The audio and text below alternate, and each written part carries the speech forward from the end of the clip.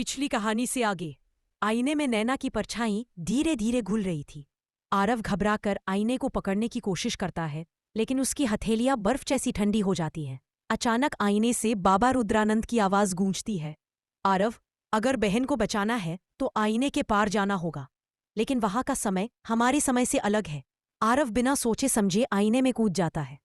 एक पल में वह एक अजीब सी अंधेरी दुनिया में पहुंच जाता है, जहां आसमान लाल है और पेड़ काले धुएं से बने लगते हैं।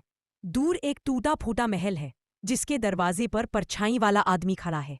उसकी आंखें जलती अंगारों जैसी हैं और उसकी हंसी पूरे जंगल में गूंज रही है। आरव चिल्लाता है, नैना कहाँ है?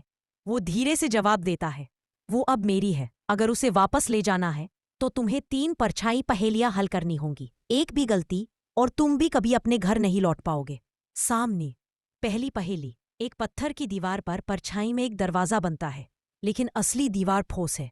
आरव समझ जाता है दरवाजा तभी खुलेगा जब वह उस पर अपनी परछाई डाले। वो होता है उसकी परछाई दरवाजे से मिलते ही दीवार पिघल जाती है। दूसरी पहेली। एक बर्फीला कमरा जिसके बीच नैना की परछाई जमी हुई है।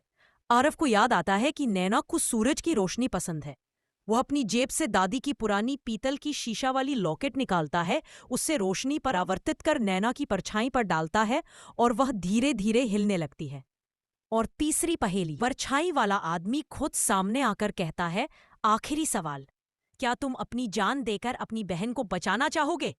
आरव बिना सोचे कह देता है, हाँ। तभी जमीन हिलती है और नैना उसकी बाहों में आ गिरती है, लेकिन आरव खुद धीरे धीरे धुंध में बदलने लगता है। नैना रोते हुए चिल्लाती है, नहीं, तुम मेरे बिना नहीं जा सकते।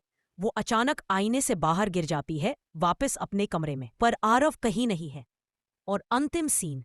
आईना कमरे में रखा है, धुंध से भरा, और उसके भीतर आरव खड़ा है, धीरे से मुस्कुराकर कह रहा है, मैं लौटूंगा नैना, पर जब सही वक्त।